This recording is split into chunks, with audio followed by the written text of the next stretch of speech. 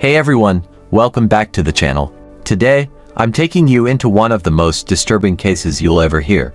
It's about a young woman named Layla Hassan, a girl who wanted nothing more than freedom and love, but instead found herself trapped in a nightmare of tradition, fear, and betrayal. This story will shake you. It will make you question what honor really means, and it will leave you angry at how society, family, and even the police failed one young woman. Before we dive in, hit that like button, subscribe, and tell me in the comments where you're watching from. Let's begin the tragic story of Layla Hassan. Strata story. Before the tragedy, before the betrayal, there was simply a little girl. A girl named Layla Hassan, born on March 3, 1987, in the rural mountains of northern Syria. She grew up in a family of 5 children, a hard-working mother named Mariam, and a father, Hassan Abdullah, who valued reputation above everything else. In the quiet Kurdish villages, life was harsh but simple. Children played barefoot in the dirt streets. Families lived close together, bound by tradition, by honor, and by centuries-old customs. Layla, with her big brown eyes and gentle smile, was a bright child. She loved to sing when no one was listening and dreamed of a life bigger than the small village she called home. But for her family, especially her father, dreams didn't matter. What mattered was obedience, especially from a daughter. In 1998, when Layla was just 11 years old, her family left everything behind and moved to the United Kingdom. They hoped for better opportunities, safety, and education for their children. But while their environment changed, their mindset did not. They brought with them rigid traditions and rules that clashed with the world Layla now lived in. Imagine being 11 years old, stepping into a classroom in London, surrounded by children who dressed freely, laughed openly, and spoke English fluently. For Layla, it was like landing on another planet. At school, Layla discovered freedom. She saw girls her age talking to boys without fear. She saw teachers encouraging students to speak up, to have opinions, to dream big. But at home, things were different. Her father's word was law. Her mother, Mariam, quietly reinforced the same rules. No makeup, no friends outside the community, no talking to boys. Layla lived in two worlds, one filled with possibilities, and one where those possibilities were forbidden. Even as a child, Layla began to push quietly against the walls around her. She wanted to wear jeans, not long skirts. She wanted to go to birthday parties with her classmates. But each time she asked, the answer was the same: no. And behind every no was the same warning: don't bring shame to this family. For Layla, shame and honor were words she didn't yet understand. But soon, they would define and destroy her entire life. By the time Layla turned 18, her future was no longer hers to decide. In her father's eyes, it was time to secure the family's honor. And for Layla, that meant marriage, not to someone she loved, but to a stranger chosen for her. In 2005, Layla's father Hassan arranged for her to marry Sami Farouk, a man nearly 10 years older. He had just flown in from Syria, a man Layla had met only 3 times. He didn't speak English, he was illiterate, and he was a complete stranger. When Layla hesitated, her parents reminded her, "This is what girls are meant to do. This is your duty. Do not dishonor us." For Layla, there was no choice. Her wedding was decided for her. The wedding itself was a celebration for her family, but for Layla, it was the beginning of a nightmare. Behind the music, the food, and the smiling relatives, she felt like she was being sold. When she looked at her new husband, she didn't see a partner. She saw a jailer. From the very first night, Sami made it clear. He didn't see Layla as a wife. He saw her as property.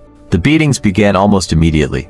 Emotional abuse followed. He controlled where she went, what she wore, and who she spoke to. Whenever Layla begged her parents to let her come home, they turned her away. "Go back to your husband," they told her. "A wife must endure. Divorce is shame." Each time she left, she was forced back into a prison disguised as a marriage. Layla tried to seek help. Twice, she went to the police, reporting abuse, but her pleas were brushed aside. She was told, "This is a family matter. Sort it out at home." There would be no rescue, no escape, at least, not yet. After 2 years of fear, humiliation, and abuse, Layla finally made a decision that would change everything. In the summer of 2006, she walked out of her husband's house for the last time. She went back to her parents, believing she might finally be free. What she didn't know was that freedom came with a cost. On July 20, 2006, Layla packed what little she had and left Sami behind. For the first time since she was forced into marriage, she felt a flicker of hope. But her return home was far from a warm welcome. Her parents scolded her. Her father reminded her, "You are bringing shame on this family." Still, Layla refused to go back. She had chosen freedom, no matter what it meant. Not long after, Layla met someone who would change her life, Amir Rahmani. Unlike Sami, Amir was gentle, respectful, and kind. He treated Layla not as property, but as a person. They talked for hours, laughed together, and shared dreams of a better future. Amir became her safe place, her first real taste of love. But their relationship had to remain a secret. For Layla's family, even the idea of her speaking to another man was unforgivable. In Amir's company, Layla began to imagine the life she was denied. They spoke about marriage, children, even names for their future family. Layla told him she wanted a little girl with her smile, a boy with his kindness. For a moment, she allowed herself to believe she could escape the prison of tradition. But beneath the joy was a quiet fear. She knew her family would never accept it. She knew she was being watched. By October 2006, that fear became reality. Layla noticed cars following her. Strangers from the community began asking questions about her. She realized her family knew about Amir.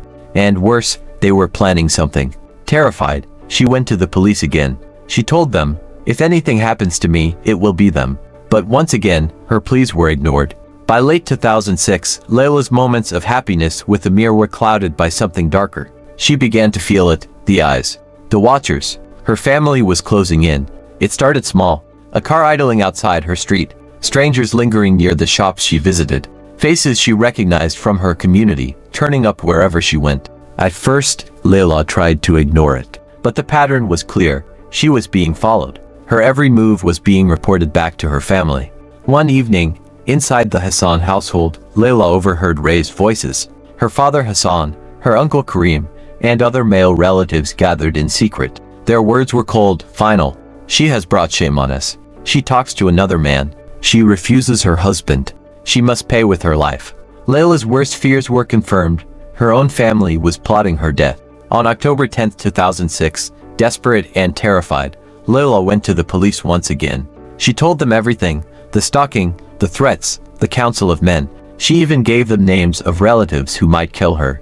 In her trembling voice, she warned, "If something happens to me, it will be them." But her warning was dismissed, filed away like her past reports, ignored until it was too late.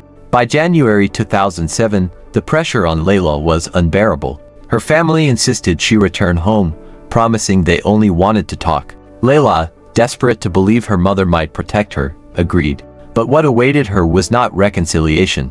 It was a trap. Her father, Hassan, told her they would meet at a relative's house to discuss her divorce from Sami. He spoke calmly, almost kindly, as if to reassure her.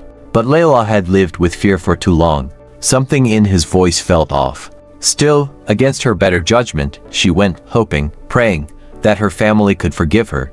At first, everything seemed normal. Her father offered her a drink, sat her in front of the television. But then, she turned, and saw him pulling on rubber gloves. A rope lay on the table. Her blood ran cold.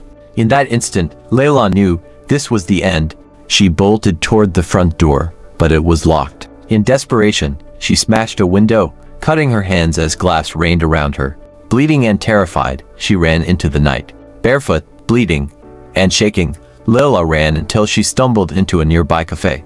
There, she collapsed, fainting from shock. Paramedics arrived quickly, treating her wounds. Police were called. For a moment, it seemed she might finally be safe. But once again, her words, her desperate warning, were brushed aside.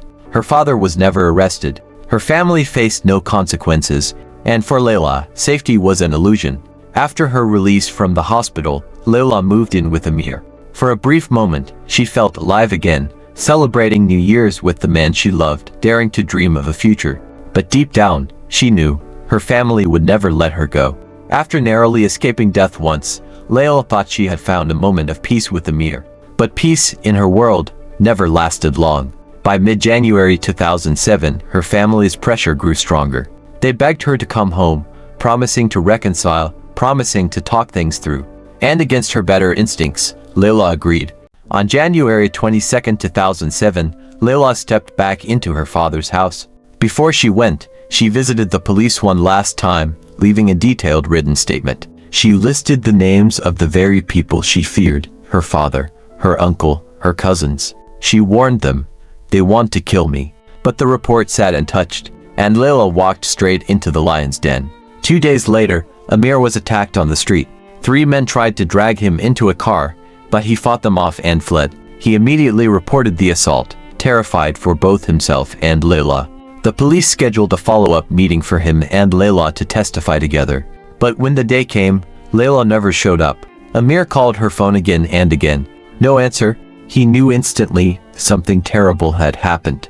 On January 26, 2007, Amir walked into the police station once more, this time to report Layla missing. Her family acted strangely calm. They told officers, "She's probably with friends. She'd come back when she's ready." But Amir knew better. He had spoken to her every single day. She would never vanish without telling him. He begged the police to act, returning day after day, refusing to let her be forgotten. This time, his persistence would finally force the authorities to investigate. But for Layla, it was already too late. After weeks of ignoring Amir's pleas, the police could no longer dismiss him. Layla's case was escalated to the Homicide and Serious Crime Command, led by Detective Chief Inspector Samantha Grant. It was only then that the dark truth about Layla's disappearance began to surface. DCI Grant's team began by visiting the Hassan family home. What they found was disturbing, not signs of worry or grief, but cold indifference. There were no photographs of Layla anywhere in the house. It was as though she had been erased. When asked, her parents insisted she was probably with friends. They showed no urgency, no fear, no emotion at all. The family and their community closed ranks. Neighbors refused to answer questions. Relatives gave contradictory stories. Some claimed they'd seen Layla after her disappearance. Others said she had run away. Even her mother, Mariam, refused to speak. Some went further, fabricating alibis for the men under suspicion. It was as if an entire network was working together to bury the truth, to protect the killers. Realizing no one would talk, DCI Grant took a bold step. She placed listening devices inside the cells of Layla's father, uncle, and cousin. What those wiretaps revealed stunned even veteran officers. The men were not grieving. They were laughing. Laughing as they described Layla's final moments. They boasted about how she was beaten for 2 hours, how she vomited from fear, how a cord was wrapped around her neck and tightened until she fell silent. One cousin even chuckled as he recalled how they stuffed her body into a suitcase, her hair and elbows sticking out, unnoticed by a passing police car. One cousin, unable to contain his arrogance, gave away crucial details. He bragged about a house in Birmingham, a garden, a freezer. It was the first real lead. Cross-checking his phone records, detectives narrowed the search to a single neighborhood. For the first time, they knew where to look. The wiretaps had revealed just enough: a freezer, a garden, a house in Birmingham. For detectives, it was a race against silence. They knew Layla's body was out there. The only question was, where? In late April 2007, officers descended on the address. Behind the rundown house, the garden was littered with trash bags, old furniture, and weeds. At first glance, it looked ordinary, just another forgotten backyard. But then, among the debris, they spotted it, a white freezer, standing awkwardly in the garden. It was out of place, and it was exactly what the killers had described. Beneath that freezer, buried deep in the cold earth, officers dug for hours. Just as exhaustion set in, a shovel struck something solid, a suitcase. Inside was the lifeless body of Layla Hassan. She had been folded into a fetal position, her body broken and discarded like an object. Forensic officers wept. Hardened detectives lowered their heads. After months of searching, the truth was finally in their hands, and it was worse than they imagined. Layla's remains were so damaged that only dental records and DNA could confirm her identity.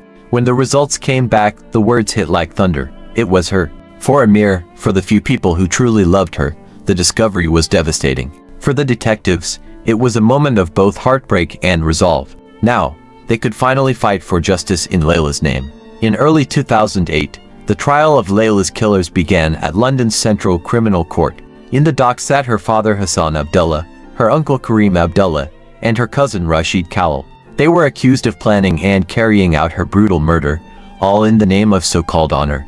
Prosecutor Victor Temple described the crime as a cold-blooded execution carried out by the very people meant to protect her. He told the jury, Layla Hassan was murdered to restore a family's honor, a concept twisted into an excuse for barbarity. After weeks of evidence, the jury returned a unanimous verdict, guilty. Judge Brian Barker delivered his words with force. In order to restore your so-called honor, you decided that she must die. What honor is there in a father placing reputation above the life of his own daughter? Layla's father received a minimum of 20 years, her uncle, 23 years, her cousin, life with a minimum of 17. But even as the sentences were read, none of the men showed remorse. Some smirked, others looked away. To them, this was justice served not by the courts, but by their own twisted beliefs. For Layla's loved ones, there was no victory, only the bitter knowledge that she was gone, betrayed by her blood. The convictions brought justice on paper, but in reality, nothing could bring Layla back. For those who truly loved her, the scars of her death never healed. And for her community, the case forced an uncomfortable spotlight on traditions twisted into weapons. For Amir Rahmani, the man who had loved her, life was never the same. He had fought for her, begged the police to listen, and risked his own safety. But in the end, he couldn't save her. He lived under witness protection, cut off from his old life, haunted by memories of Layla. He wrote her letters, calling her the love of his life, the woman he wanted to marry, the future stolen from him. 10 years later, in May 2017, Amir took his own life. In his final note, he wrote that the world had felt empty since the day Layla was taken. Within the Kurdish community, silence reigned. Many had known what was happening. Some even gave false alibis to protect the killers. Even Layla's own mother refused to cooperate with investigators. It was as though the community decided her death was necessary, a sacrifice for honor. But there were also brave voices, women's groups and activists who said, "No more. This cannot happen again." Layla's murder forced the police to look inward. An inquiry found that 9 officers had failed her, 7 were reprimanded, and 2 were dismissed. From that day on, British police pledged to treat honor-based crimes differently, with urgency, seriousness, and protection for those at risk. Layla's death became a lesson written in tragedy. Never ignore a victim who says, "They want to kill me." Even now, Layla's sister, fearing the same fate, lives in hiding. She covers her face in public, always afraid that one day she will be found. Layla's story is not just the tale of one young woman lost to violence. It is the story of countless women silenced by the weight of culture, control, and fear. But Layla's voice still echoes. In her police statement, trembling yet determined, she left us her final truth. "If something happens to me, it will be them." Layla Hassan was only 19 years old when her life was stolen in the name of honor. Her story is one of love, of courage, of fear, but most of all, it is a story of betrayal. Betrayal by those who should have protected her. Betrayal by a system that failed to listen. And though her killers sit behind bars, the reality is that Layla's tragedy was not unique. Around the world, thousands of women each year are murdered in so-called honor killings. Most never make the headlines. Most are forgotten. Layla's voice, captured in that final police interview, should haunt us all. "If something happens to me, it will be them." She knew. She begged for help. And still, no one saved her. So let her story be a warning and a call. A warning that silence kills. And a call to listen, to believe, and to act when someone says they're in danger. Because ignoring them may cost a life. If this case shook you, don't let it end here. Share Layla's story so her voice is never forgotten. Hit the like button, subscribe, and turn on the bell so you don't miss the next case. And in the comments, tell me what struck you the most about Layla's story, and where are you watching from. Until next time, take care, stay safe, and remember, silence is deadly.